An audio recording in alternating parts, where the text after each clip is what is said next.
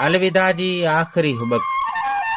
नौजवान कलमकार उमैद अली जाखरो जो नसरी नज़म।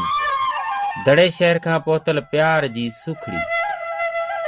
अलविदा जी आख़िरी हुबक सावण जी रुत हुई या मुंहिंजे लुड़कन जी आलाण। पर उन पल वक़्त जहिड़ो कर थमी वियो हो।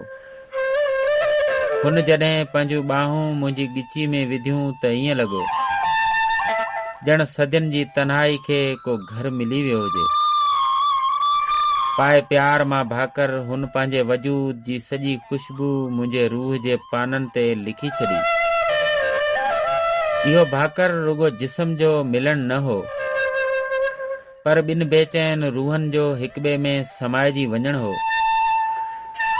हुन जे साहनि जी गर्मी मुंहिंजे दिल जी धड़कन बणिजी वई ऐं संस अखियुनि में चमकंदड़ उहे लुड़क जेके ख़ामोशी सां चवंदा रहिया त वञणु चाहियां थी पर दिलि नथी चवे। हू हली वई पंहिंजे पेरनि जा निशान मुंहिंजी दिलि जे राहनि ते छॾे, पंहिंजे मुर्क जो पड़लाव मुंहिंजे कमरनि में क़ैद करे।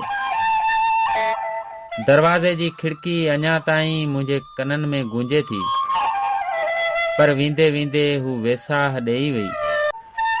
इहो ई मुंहिंजी हयाती जो हाणे कुल असासो आहे। वरी जल्द मिलबो इहे टे लफ़्ज़ हिकु वाइदो आहिनि, हिकु उमेद आहिनि, हिकु जीअण जो बहानो आहिनि। हू वई नाहे, हू त मुंहिंजे इंतज़ार में समाइजी वई आहे। हाणे हर गुज़रंदड़ लम्हो उन जिल्द जी ॻोल्हा आहे।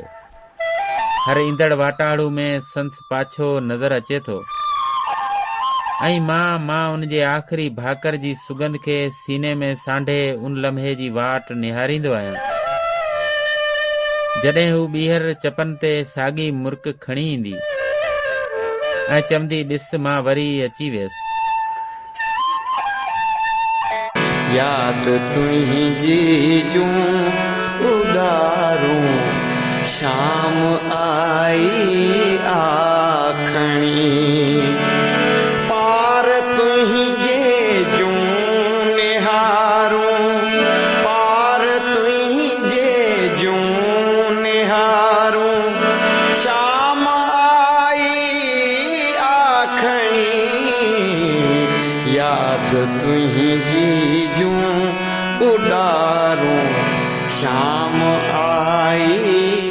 Subscribe to Suranbari Singer.